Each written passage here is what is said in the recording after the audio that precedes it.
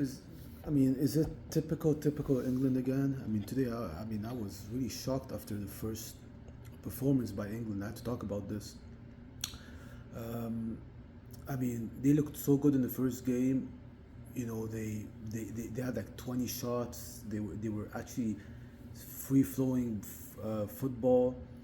Um, they scored 4 goals, and you're thinking, okay, maybe Tuchel has something, you know, has just created something. But then today, you just you're watching them. You would think, you know, this team has never played together in their lives. It's not like they played like what 4 or 5 days ago, and it was just really disappointing. England could not get a shot on goal. You see, the problem with England, it's like, and I thought it's going to change with Tuchel, um, is that. Especially after the first game, you would think, okay, there's a new manager, he's not English, and he wants to go for it and stuff like that. But I felt like it's the same old England. Like every time they play a team that plays a very low block, and they tend to just, you know, they tend to just like, uh, you know, what's the word I want to use? Confused. They get confused. They don't know what to do anymore. Like, we all know that Ghana was, coming for a tie, because Ghana knew a tie and they're into the next round. Doesn't matter. They'll get they might get second or even first, or the least scenario they'll be one of the best third place teams. So Ghana just coming in for a tie. They had their chances. So Ghana played a very good game though. I'm not gonna don't get me wrong. I'm not gonna shit on Ghana. Ghana they had a very good game plan. They're supposed to have a penalty, by the way, at the end. I thought it was a penalty. They really deserved the penalty.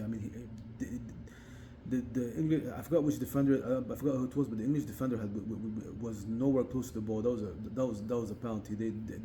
England got lucky with that. But like, England always tend to do this against these low block teams. They did it in the Euros. The Euros, they had a lot. They ended up going to the final, but they got lucky. There's a lot of games which were just snoozers. They couldn't break it down. Like they had a 1-1 draw against Denmark in the first game. Then they had a 0-0 tie against Slovenia in one of the group stage games. And then the round of 16, they remember they're down 1-0 to Slovakia, and they couldn't break down Slovakia to save their life, and then they just, and then Bellingham saved them at the end, and they ended up winning 2-1 in the extra time. So England has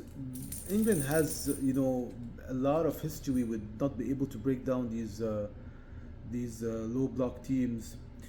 Today, but they didn't really. They had 19 shots, but they weren't really like scary 19 shots. They barely even have chances. They probably got like 1 or 2 good chances. The Kane one at the end, I think he should have scored. And I forgot which. There was at least 2 good chances, and they only had 4 shots on goal from 19 shots. So that's not a good ratio. So I just think Tuchel got a lot of stuff wrong. First of all, I think the roster he took to the World Cup, he missed. There's a lot of players I really think that he should have taken, like Palmer. I think, not because I'm a Chelsea fan, but I think they would have needed Palmer today. Palmer should have popped out of nowhere, and did something. I understand Foden hasn't played all year with Man City. He lost his place in the team, but Foden has been in, I think, 2 World Cups and 2 Euros for England, so he has experience these tournaments. You need to bring him. You need to bring these kind of players to the World Cup. And of course, Harry Maguire. Harry Maguire had one of the best seasons of his career, and also the substitutions today. Like, that's what today I put it on Tuchel. Today also the substitutions, like for example, like, okay, they keep saying Saka is not fit yet, so he can't play 90 minutes or whatever. Okay, it's fine. You want to start Madueke, no problem, but why when you bring Saka off, you put Madueke on the left? like Madueke never played left wing in his career. You know, I know he played for Chelsea. I know that, and Madueke is just not useless. He needs to. I understand Saka is not is has injury problems, but this is the World Cup. You need to play Saka. You need to start Saka. I mean, sorry, but I know Madueke. Madueke is going to take you anywhere. I've seen this guy play. He's just not a person who's going to be the main winger for England. Another person who's been dreadful, by the way, is Anthony Gordon. Anthony Gordon has had two disastrous of games. That's why I said, you know, why didn't you bring Foden? Because your second option, if Anthony Gordon is stinking it up like he did, is Marcus Rashford.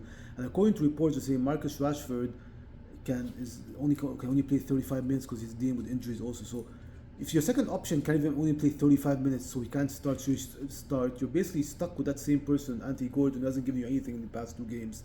That's another reason why I'm saying why not bring Foden? At least bring him off the bench. And then if he plays well, if he actually plays well, then better than Gordon, you start him the next game. So there are decisions I'm really, you know, I'm a big Tuchel fan, but Tuchel has, you know, a lot of what's the word I want to use? A lot of question marks of the decisions he's done today in today's game, and in the roster that he brought to the World Cup in general. So I mean, next they play Panama. Panama's actually, you know, I've been watching them. They lost both games, but they've impressed me. They lost 1-0 and 1-0. They lost a 95th minute winner to Ghana, and now they lost. I think what it was like the 70th minute till Croatia scored, and you know. So I still think England's going to win, but he needs to start Saka, and he needs to also O'Reilly. He needs to start O'Reilly. I mean, O'Reilly had a great game the last game. I don't know why he decided to put the Spence guy from Spurs. Why would you just make a change out of nowhere like that? The second he took him out and O'Reilly actually came into the game, they started moving down that left side, and he got a header. He hit the post and he almost scored. So he had a very big and quick impact on the game. So I understand why he would just decide to start this guy all of a sudden, you know. So yeah, a lot of questions mark from Tuchel. But let's see what they do against Pan. I mean, they still have a chance of topping the group. They have to top the group, because if they don't top the group, I mean, from what I'm hearing and I'm looking at, they have a very hard road to the final. They're going to face all these big teams like Brazil and Portugal and who was it also, and I think Argentina, if I'm not mistaken. So they have to find a way to get first place. So yeah, that's what I have for you guys, and let me know what you think.